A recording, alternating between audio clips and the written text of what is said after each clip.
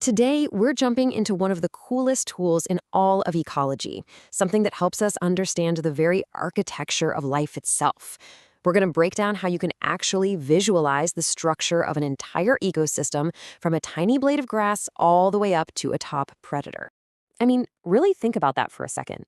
How do you take a single snapshot that shows the relationship between every plant, every animal that eats that plant, and every predator that hunts those animals? It sounds unbelievably complex, right?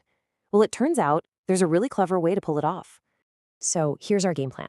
We'll start with the foundational idea, and then we're going to walk through 3 different types of ecological pyramids. You'll see how each one is basically an improvement on the last, leading us to this really core rule that governs everything. So let's get into it. Okay, so where in the world did this brilliant idea come from?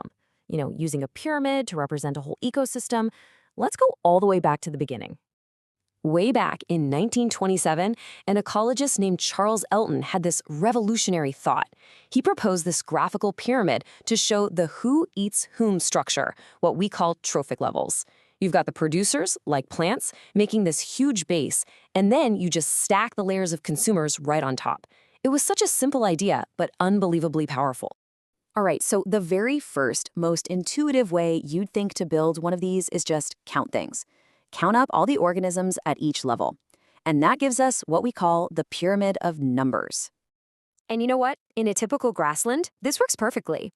You've got a massive number of individual grass plants at the bottom. Then you've got a smaller number of herbivores, like deer, eating them. And way up at the top, just a handful of carnivores, like lions.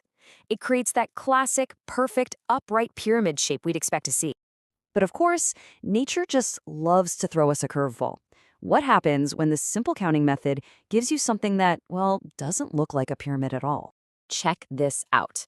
At the bottom, you have one single massive tree. That's just one producer. But that one tree can support hundreds, maybe thousands of insects. And those insects can then support a whole bunch of birds. All of a sudden, our pyramid is completely flipped on its head. It's got a tiny base and a really wide top. And this example shows us the major critical flaw in this model. It treats a giant tree the same as a single blade of grass. They both just count as one. The model completely ignores the size and the mass of the organisms. So clearly, we're going to need a better way to do this. So to solve that whole size problem, ecologists decided to shift their focus from counting things to, well, weighing them. And this brings us to our second model, the pyramid of biomass. So instead of counting individuals, this pyramid looks at the total standing crop. And that's just a fancy term for the total dry weight of all the organisms at each level in a specific area. This way, the massive weight of that one tree is actually accounted for properly. Now, for most land-based ecosystems, like a forest, this model works like a charm. The total weight of all the plants is way bigger than the total weight of the herbivores, which is, in turn, bigger than the weight of the carnivores. It just makes sense, because producers like trees live a long time and they build up a huge amount of biomass. But the moment we look at the ocean, we run into another puzzle. The pyramid of biomass is often upside down. How on earth can the total weight of all the consumers be more than the total weight of the producers they're all eating? It just seems to defy all logic. The key, the whole answer, is understanding the difference between standing crop and productivity. Think of it like this. Standing crop is like a photograph. It's the amount of biomass you have in one single moment. But productivity is more like a movie. It's the rate at which new biomass is being created over time. See, phytoplankton, these microscopic producers in the ocean, they have incredibly short lives. They reproduce and get eaten so fast that at any given moment, their total weight, their standing crop, is actually pretty low. But their productivity, the speed at which they generate new mass, is absolutely massive. That's how they can support a much larger biomass of zooplankton and fish. So the problems with the pyramids of numbers and biomass lead us to our final, and honestly, most fundamental model. This one isn't about counting or weighing. This one is based on the unshakable laws of physics, the pyramid of energy. This pyramid doesn't measure something static like mass or numbers. No, it measures flow. It's tracking the rate that energy is actually transferred from one level to the next over a period of time. Let's actually build one right now. We start at the bottom with the producers.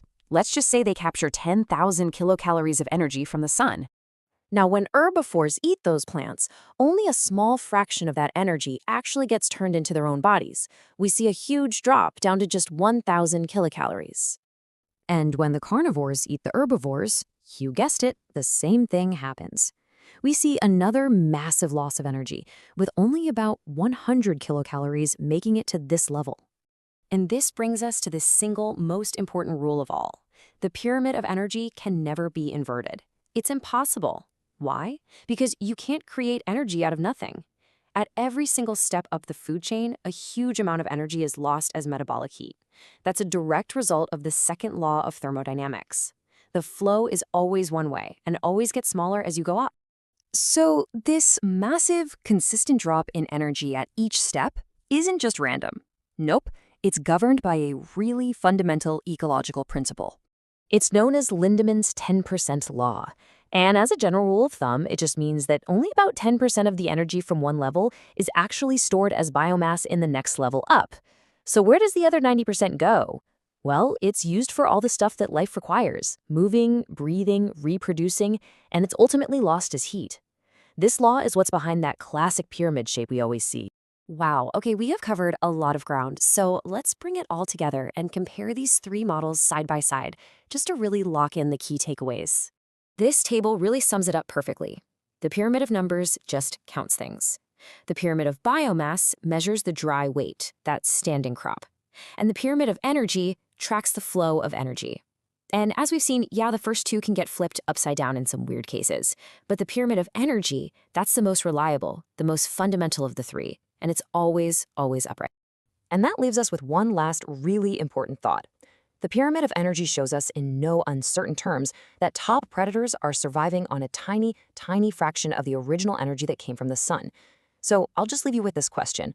What does this incredible inefficiency at the top of the food chain tell us about just how vulnerable those apex predators are to any kind of disruption that happens lower down the pyramid?